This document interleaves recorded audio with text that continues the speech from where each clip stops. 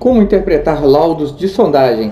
Olá, engenheiro Daniel Arruda aqui, e neste vídeo nós vamos interpretar 3 tipos de laudos de sondagem diferentes entre si, para entender como tirar desses laudos de sondagem as principais informações para dimensionar fundações, para escolher qual tipo de fundação, se a gente pode utilizar sapata, se a gente pode utilizar um radier, ou se a gente deve obrigatoriamente partir para estacas. Todos os laudos de sondagem têm o aspecto, o padrão, muito parecidos com esse que você está vendo aí na tela.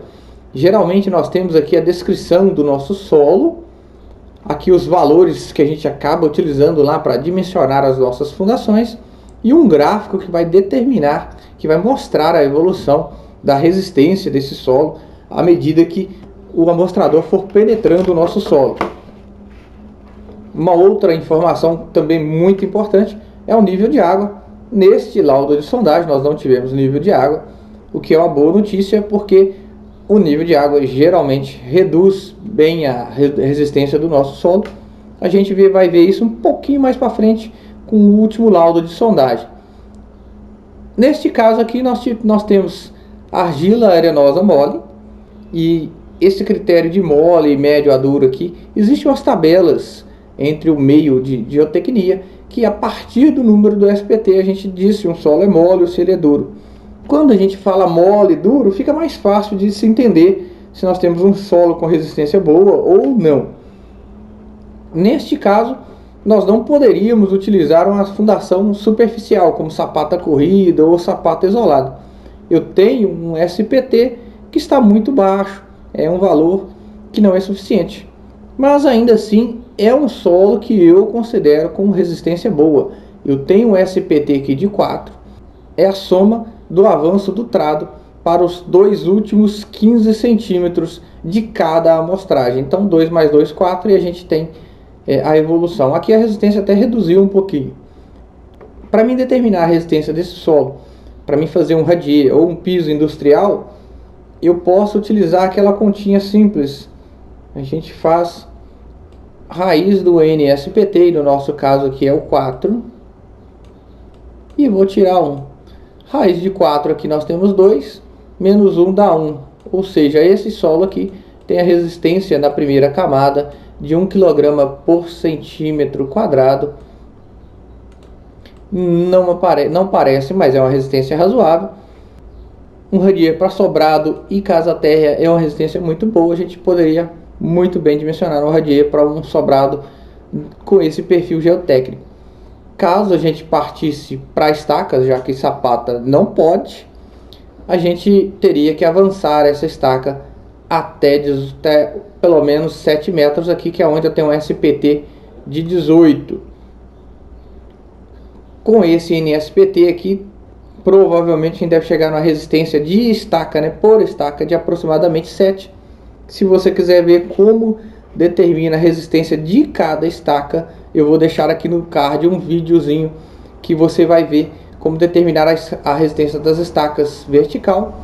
Se você precisar determinar a resistência lateral dessas estacas, eu vou deixar um outro vídeo, que é esse daqui, onde você determina a resistência das estacas lateral. Nesse vídeo, além de determinar a resistência lateral das estacas por mola, você também vê como dimensionar muros de arrimo.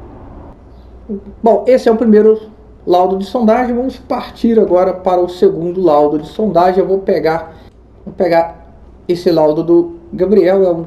É uma construção que estamos fazendo aqui em Campinas. Esse aqui é o local da obra. E visualmente, aqui eu tenho a locação dos pontos de sondagem. E essa sondagem, ela destoou do que a gente esperava do solo. Quando se está lá na obra, a impressão que se tem é que a resistência do nosso solo é muito alta. E quando nós fizemos o laudo de sondagem, a gente descobriu que essa resistência ela não é tão excelente quando a gente pensava. Ela é mais ou menos. Eu tenho aqui um SPT que também, coincidentemente, começou com 4. Eu estou olhando os números finais do nosso SPT. E depois, ele aumenta um pouquinho só. Visualmente lá, parecia ser um solo aí com SPT de 6, 8 pelo menos. Aqui nesse modelo, essa empresa de sondagem, ela coloca algumas cores para indicar que tipo de solo nós temos. e a consistência desse solo, a resistência desse solo baseado no NSPT. O SPT dele sobe rapidamente, chega em 30 com 9 metros, que é onde a nossa sondagem apareceu. Para a construção de um galpão e de um sobrado, por exemplo, que são estruturas que geralmente têm cargas de 10 a 20 toneladas por pilar, eu teria que utilizar novamente estacas. Num chute aqui, eu diria que as nossas estacas teriam que ter pelo menos 7 metros. Eu tenho um SPT aqui de 29. Para determinar estacas, é só olhar aquele vídeo que eu deixei no card. Se eu fosse fazer um piso industrial, esse solo aqui é excelente. Eu não precisaria nem fazer tratamentos para as camadas inferiores, já que eu tenho aqui também 1 kg por centímetro quadrado. Com a compactação eu poderia atingir resultados maiores, resultados melhores para o K, nosso coeficiente de topo. Se você quiser entender o que é K, coeficiente de topo, o que é coeficiente de reação vertical, eu vou deixar aqui no card também um vídeo para você entender como dimensionar pisos industriais. Esse é o nosso segundo laudo de sondagem. E agora nós vamos partir por terceiro, que vai trazer aí algumas informações diferentes. É uma obra que foi realizada no Yacht Club de Americana. Esse aqui é um relatório mais simples, e eu acho que até um pouco mais claro do que os anteriores. Eu tenho um solo aqui que é excelente, já começa com 9 de SPT. Se a gente tiver a raiz de 9 dá 3, menos 1 dá 1 kg por centímetro quadrado, dá 2 kg por centímetro quadrado.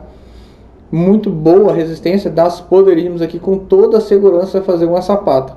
Se por algum motivo a gente optar por fazer um bloco estaqueado, porque com 3 metros eu tenho uma perda de resistência do solo, do nosso bulbo de tensões, quando chegar em 3 metros pode acontecer um recalque.